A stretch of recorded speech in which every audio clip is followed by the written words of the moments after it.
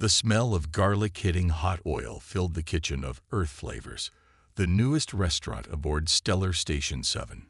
Jack Miller, a broad-shouldered man with cooking scars dotting his forearms, smiled as the familiar sizzle echoed through his domain. After 3 years of paperwork and safety inspections, he had finally opened the first human restaurant in this sector of space. The kitchen gleamed with standard steel surfaces and specialized ventilation systems. Warning signs in 15 different languages covered nearly every storage unit. Jack found it funny that he needed more hazard labels than the nuclear propulsion unit 2 decks below.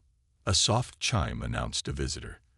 The doors slid open with a hiss, revealing Inspector Trill, a tall, thin alien with pale blue skin and 4 arms.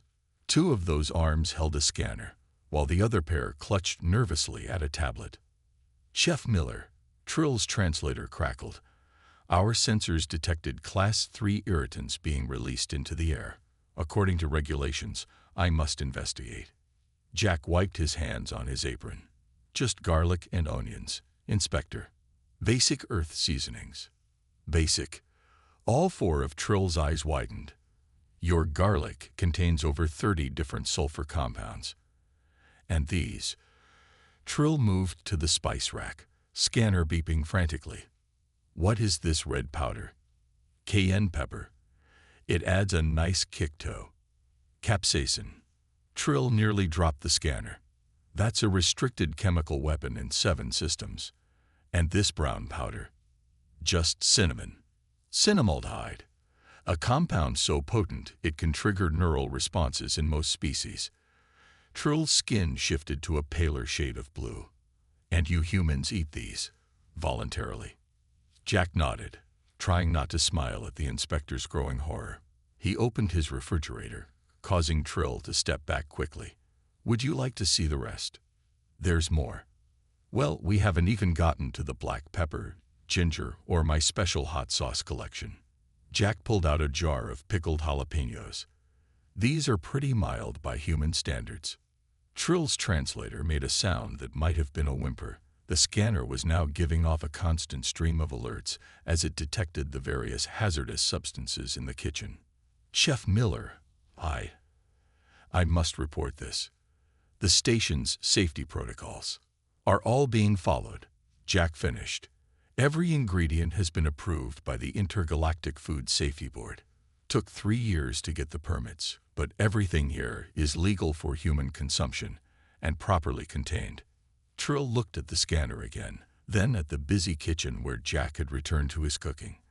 The human was actually inhaling the fumes of the irritants with apparent pleasure. "How do your kind survive this?"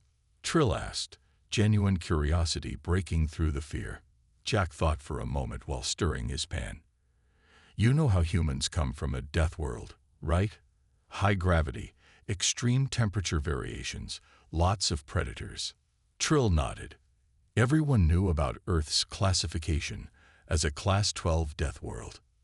"Well, these flavors, they're part of how we survived. Some are natural pest deterrents, others help preserve food. We just learned to love them along the way." Jack lifted the pan, performing a perfect flip of its contents. "Now they're part of our culture, our identity. Every spice tells a story." The inspector's scanner picked that moment to detect the coffee machine. Its alarm reached a new pitch. "Is that pure caffeine?" Trill's voice rose an octave.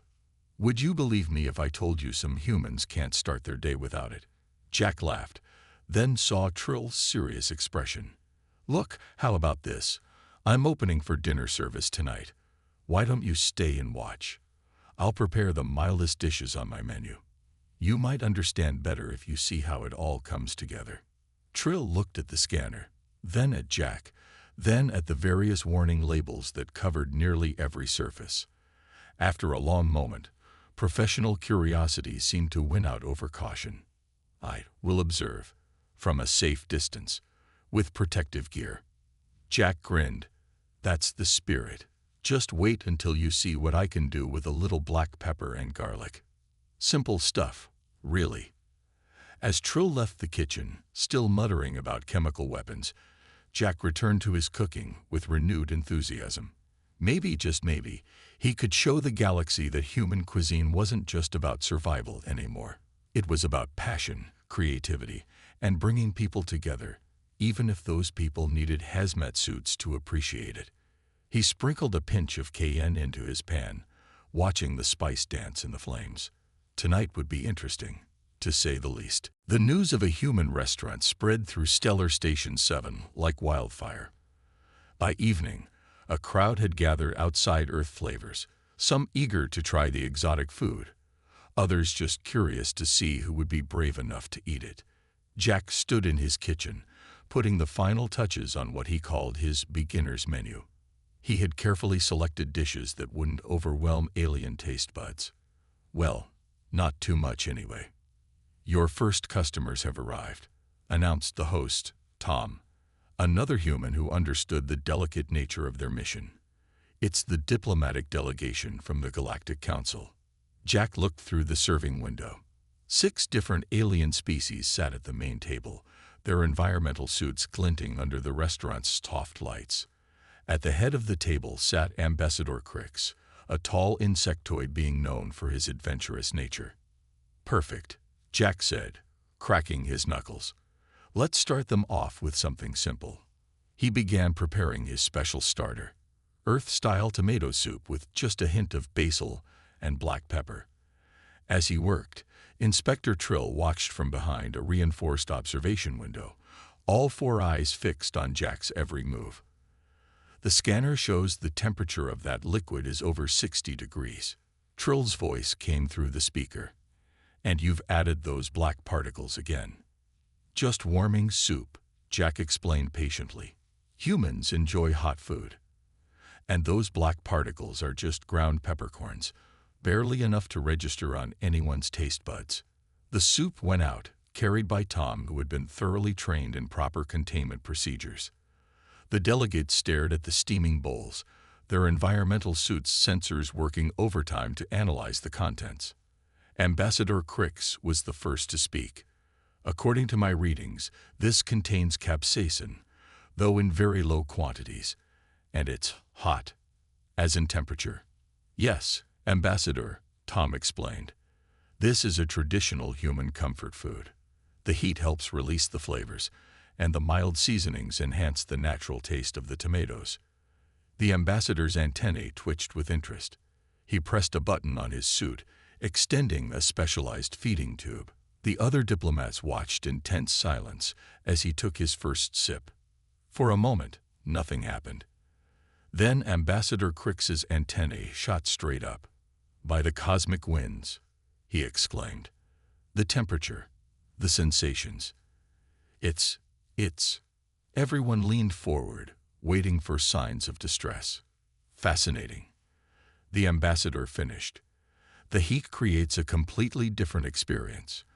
And these particles you call pepper, they add an entirely new dimension to the flavor." One by one, the other diplomats cautiously tried the soup. Their reactions ranged from surprised chirps to amazed whistles. Even Inspector Trill, watching from the kitchen, seemed intrigued. Encouraged by this success, Jack prepared the main course, grilled vegetables with a very light garlic sauce. He had spent weeks perfecting the recipe, finding the perfect balance between flavor and alien tolerance. "Chef," Tom called through the window, "Ambassador Crix is asking if you could make his portion a bit more exciting." His exact words. Jack grinned. He reached for his spice rack, adding a tiny pinch more black pepper and a drop of his mildest hot sauce to the ambassador's plate. When the ambassador tasted it, his entire exoskeleton changed color, shifting from green to bright orange. The other diplomats gasped. "Extraordinary," Crix declared. "Each bite brings new sensations. How do humans create such experiences?" From the kitchen, Inspector Trill's voice carried a note of disbelief. "They're actually enjoying the chemical compounds. Their neural readings show pleasure responses." Jack watched with pride as the diplomats finished their meals, already discussing future visits. He had done it, proven that human cuisine could be more than just a hazardous curiosity. As the evening wound down, Ambassador Cricks approached the kitchen window. "Chef Miller, I believe you've started something remarkable here. The council will be very interested in learning more about human culinary arts, under proper safety protocols, of course." Jack nodded, already planning his next menu. Maybe next time he'd introduce them to the concept of dessert. After all, nobody had told them about chocolate yet. 2 months after Earth Flavors opened, Jack stared at the holographic announcement floating above his kitchen counter. The message glowed in bright blue letters. "First Annual Stellar Station 7 Culinary Championship. Are you going to enter?" Tom asked, cleaning glasses behind the bar. "You've got quite a following now." Before Jack could answer, his communication pad buzzed. It was Inspector Trill, who had somehow become a regular fixture at the restaurant. "Chef Miller," Trill's voice crackled through. "Have you seen the competition rules? Section 7, Paragraph 3. Jack scrolled through the document. There it was, in bold letters. "For safety reasons, Class 3 irritants and above are strictly limited to 0.001% per dish. This includes but is not limited to capsaicin, allicin, piperine, and zingarone."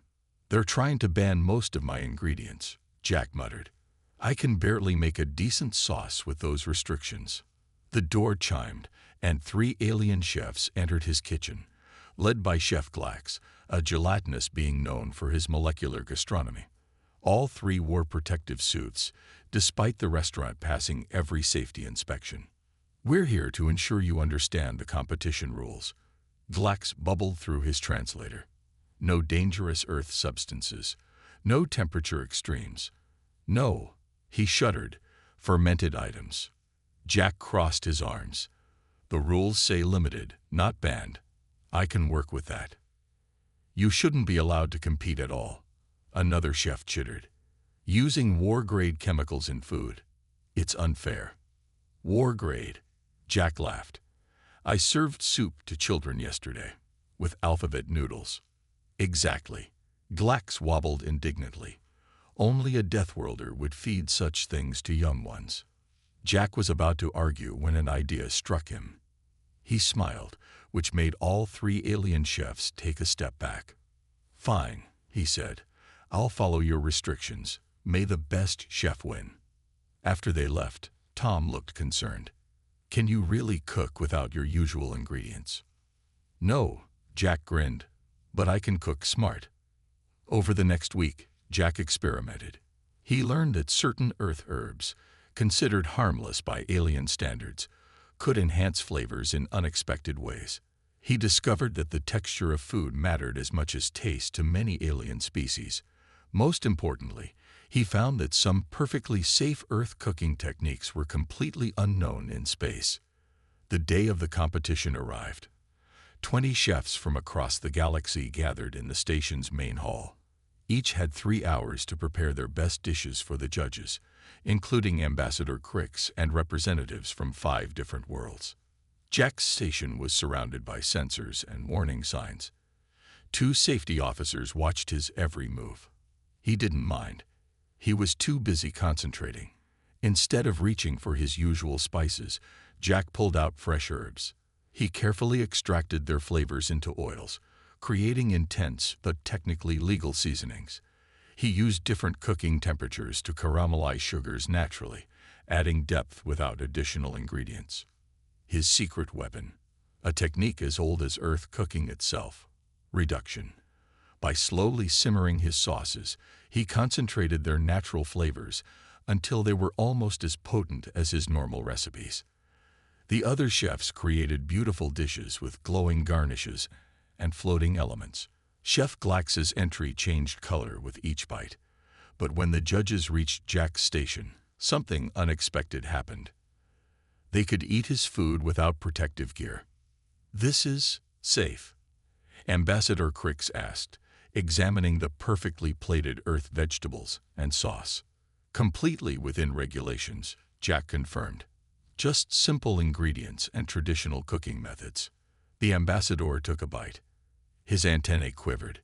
"The flavor, it's different from your restaurant, but still so intense. How? Sometimes less is more, Jack explained. Humans learned to cook long before we had access to strong spices. We had to be creative. The judges moved from bite to bite, amazed by how Jack had created such strong flavors while staying within their strict limits. Even Inspector Trill, who had snuck in to watch, seemed impressed by the scanner readings. When the results were announced, Jack's dishes had won second place. Chef Glax took first with his color-changing molecular creation, but nobody seemed to mind. Jack had proved something more important. Human cooking wasn't just about powerful spices. It was about understanding food at its most basic level. As the crowd dispersed, Chef Glax approached Jack's station. Perhaps, the gelatinous chef bubbled, we could exchange techniques sometime. Jack smiled. I'd like that. I've always wanted to learn how you make those floating garnishes. Just promise not to add any of your earth spices to them. No promises, Jack laughed. But we'll start small. Jack stood in his kitchen, staring at the small container in his hands. Inside was something that most humans would find completely ordinary, yogurt. But today, it had caused the biggest panic since he'd opened Earth Flavors. It started when a routine health inspection picked up dangerous levels of biological activity in his walk-in refrigerator. Within minutes, a hazmat team had surrounded his restaurant. Living organisms in food. Inspector Trill paced back and forth, all four arms waving in distress. Chef Miller, I've overlooked many strange human practices, but this, it's just fermentation, Jack tried to explain. Humans have been doing it for thousands of years. You deliberately let microorganisms grow in your food. Another inspector, wearing a full containment suit, looked ready to faint. And then you eat them. The word spread quickly through the station. By mid-morning, a small crowd of curious aliens had gathered outside, their environmental suits gleaming under the station's lights. Some held scanners, pointing them at the restaurant's windows with a mix of horror and fascination. Perhaps, Jack said carefully, we need an expert opinion. He made a call to Earth's Xenobiological Institute. Within an hour, Dr. Reed, a human microbiologist who happened to be studying on a nearby station, arrived. The doctor set up her equipment in Jack's kitchen, while a group of alien health officials watched from behind a protective barrier. Jack noticed that even Chef Glax had come to observe, his gelatinous form quivering with curiosity. Let's start with something simple, Dr. Reed said, placing a sample of yogurt under her microscope. She connected it to the main screen so everyone could see. These are beneficial bacteria, specifically Lactobacillus bulgaricus and Streptococcus thermophilus. A collective gasp went through the alien audience as the microscopic view appeared on screen. They're alive, someone shrieked. Yes, Dr. Reed smiled, and they're incredibly helpful to human digestion. In fact, our bodies are full of similar beneficial bacteria. This caused even more commotion. Inspector Trill's color had faded to an almost white shade of blue. You mean? Chef Glax bubbled. Humans are walking colonies of microorganisms. All Earth life is, Dr. Reed explained. We evolved alongside these bacteria.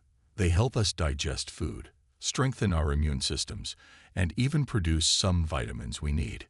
Jack took this moment to bring out more examples. Cheese, sauerkraut, kimchi, kombucha. These are all products of fermentation. Different bacteria and fungi create unique flavors and preserve the food naturally. The alien health officials huddled together, discussing rapidly in their various languages. Jack could see them struggling with this new information. It wasn't just about spices anymore.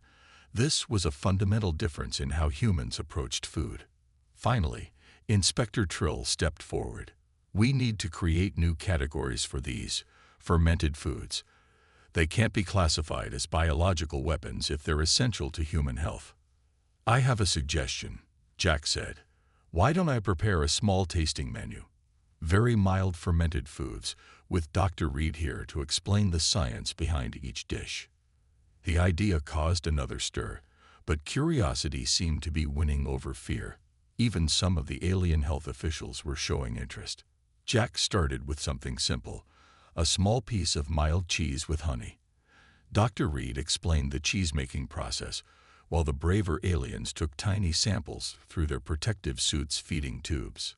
The texture is unusual, Chef Glax noted, but the flavor complexity is remarkable. As the tasting continued, Jack noticed something interesting. The aliens who tried the fermented foods were becoming less anxious about them. Some even requested second samples.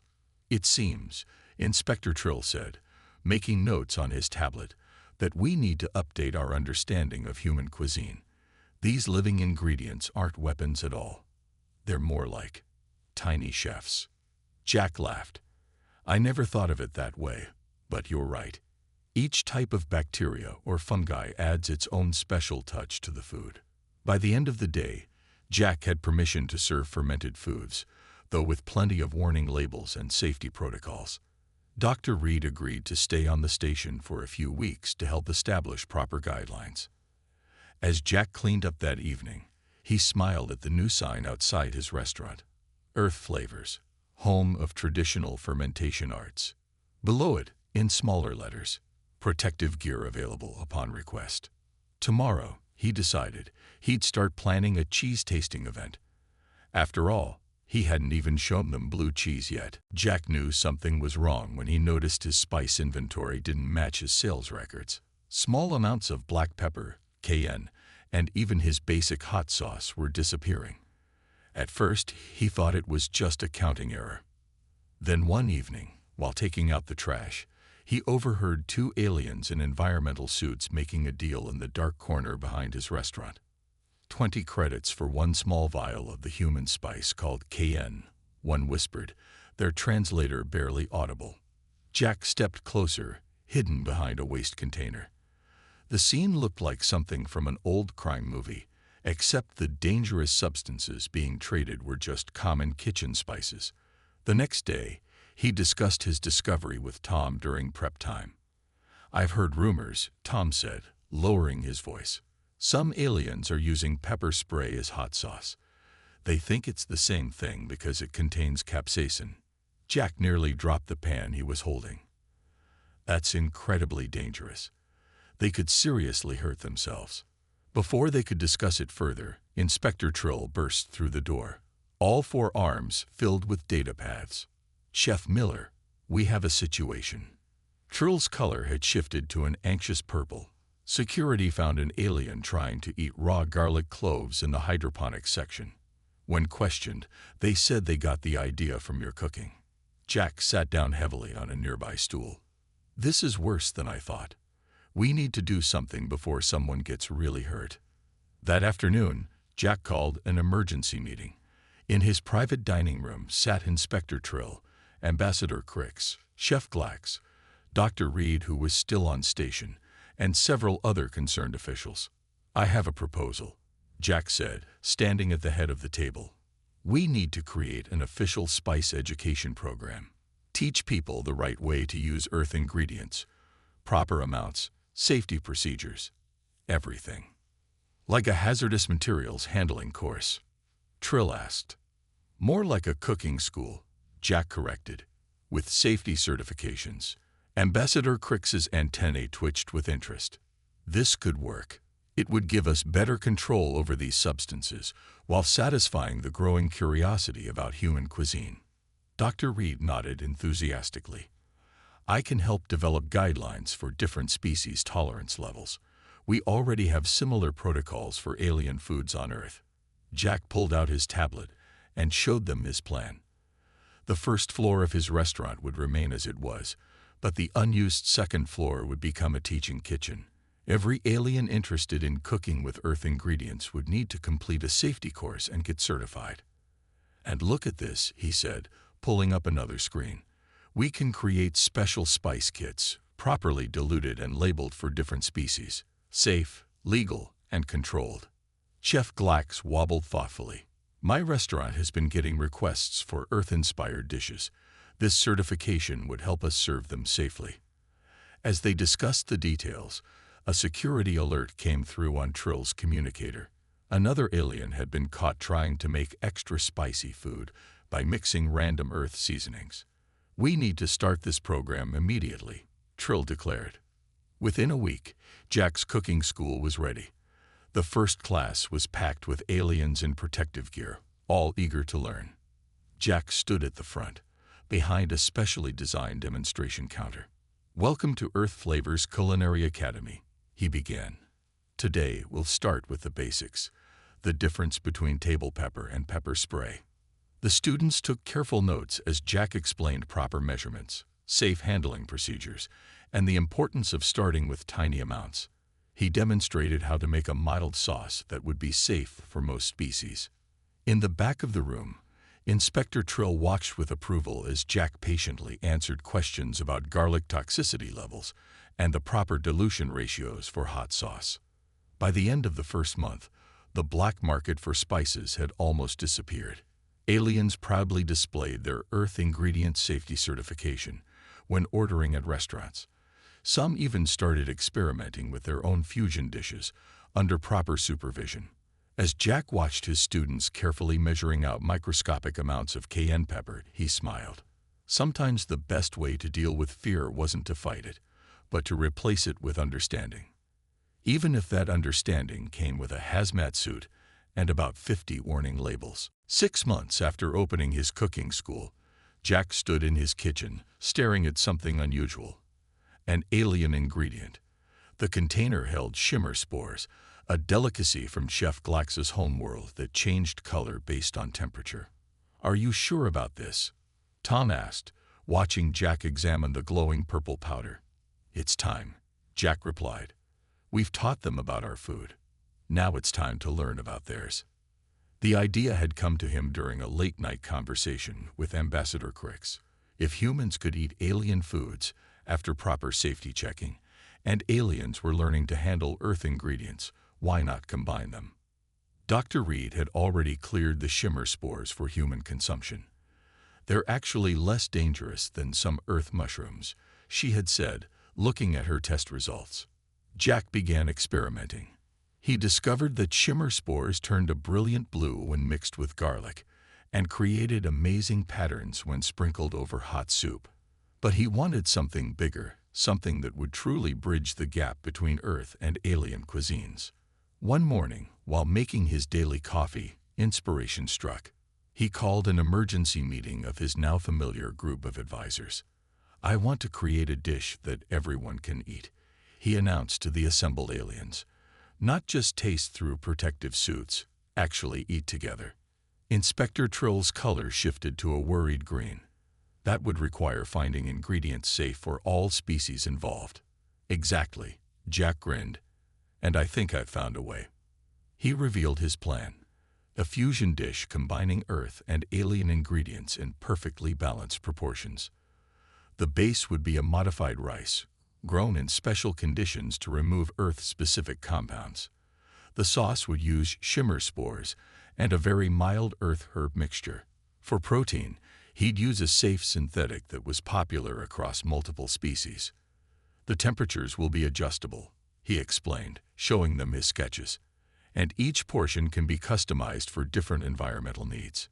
Ambassador Crix's antennae perked up. A dish that could be served at diplomatic functions without separate menus for each species. "That's the goal," Jack nodded. "But I'll need help." Over the next few weeks, Jack's kitchen turned into a laboratory. Chef Glax taught him the proper way to activate shimmer spores. Dr. Reed monitored every test batch for safety. Inspector Trill ran so many scans that 2 of his scanner batteries died. There were failures. The first attempt turned into a glowing blob that made everyone's universal translators speak backwards. Another try created a perfectly safe but completely tasteless gel. One memorable disaster resulted in a dish that levitated off the plate. They still hadn't figured that one out. But finally, after countless attempts, Jack created something special. He called it Unity Bowl, a shimming dish that changed color as you ate it, releasing different flavors at different temperatures. It was completely safe for most known species, and the taste could be adjusted from extremely mild to what humans would consider medium spicy. The first public tasting was a major event.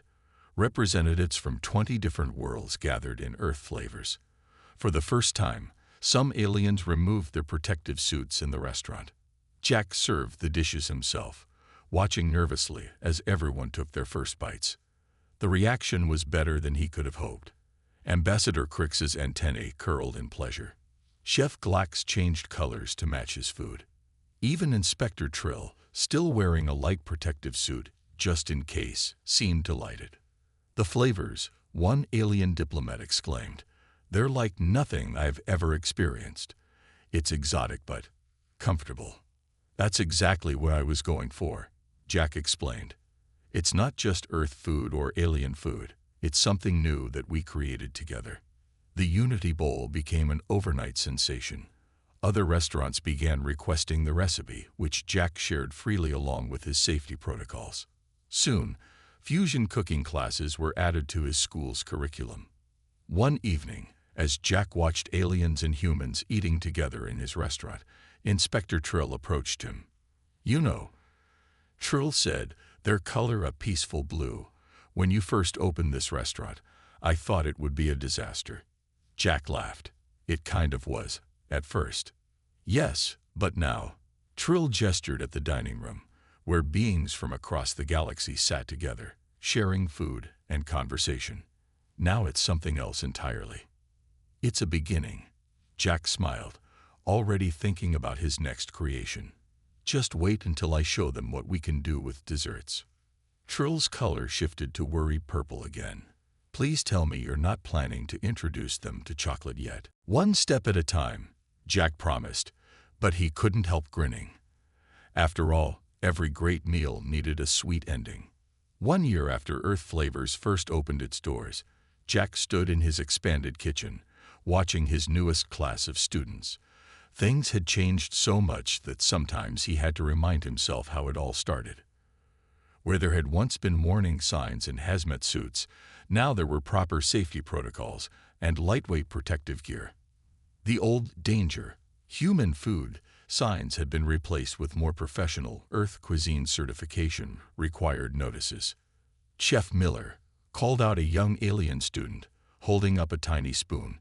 "Is this the right amount of black pepper for my species?" Jack walked over, checking the measurement against the safety charts they'd developed. These days, every species had its own carefully calculated spice limits. "Perfect," he nodded. "Remember, you can always add more, but you can't take it away." The kitchen was busy with activity. At one station, Chef Glax was teaching the human student how to properly handle shimmer spores. At another, Inspector Trill, now the station's head of Gastronomic Safety, was demonstrating proper temperature monitoring techniques. "Jack," Tom called from the door. "The diplomatic committee is here." A group of important-looking aliens entered the teaching kitchen, led by Ambassador Crix. Many weren't wearing any protective gear at all, having built up tolerance to mild Earth seasonings over the past year. Chef Miller, the ambassador's antennae wiggled happily. "We have big news.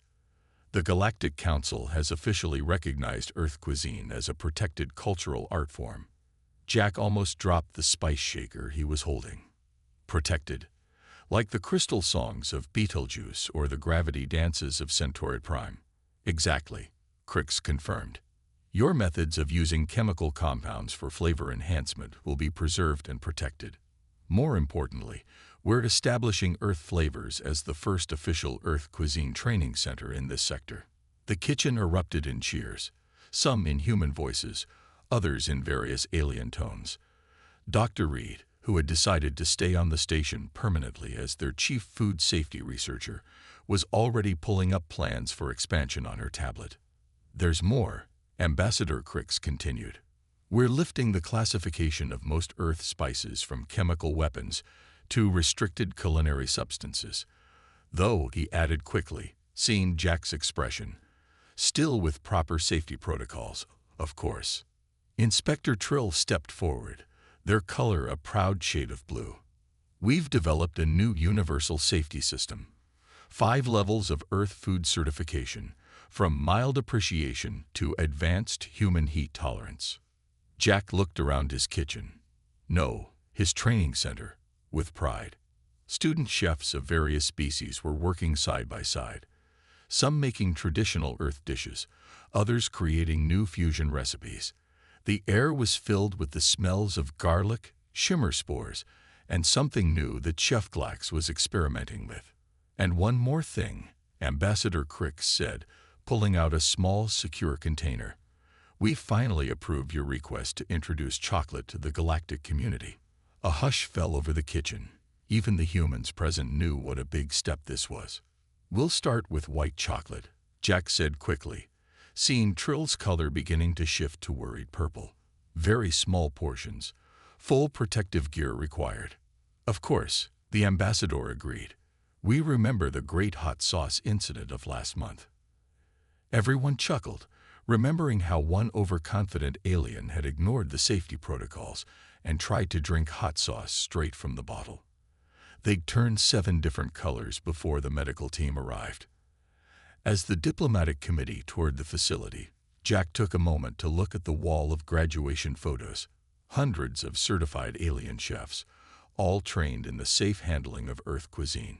Some had opened their own fusion restaurants. Others were teaching new students. One was even writing a safety guide called Understanding Human Food Without Dying. Tom joined him at the wall. Remember when they thought your garlic was a weapon of mass destruction? Now they're putting it in everything. Jack laughed. Did you try Chef Glax's garlic shimmer sauce?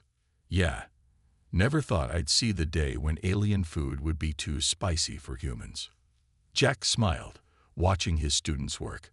A human was carefully measuring out pepper for an alien dish, while their alien partner added the perfect amount of shimmer spores to an Earth recipe. In the corner, Dr. Reed was explaining the science of fermentation to a fascinated group of new students. This was the new normal, a kitchen where the leaders of tomorrow learned not just about food, but about each other, where dangerous ingredients became bridges between cultures, where even the most suspicious health inspector could learn to love a properly prepared Earth meal. And somewhere in the station's secure storage, a small bar of chocolate waited for its grand debut. But that was tomorrow's adventure. For now, Jack had a class to teach, and someone needed to explain why humans like their soup hot enough to melt standard environmental suits.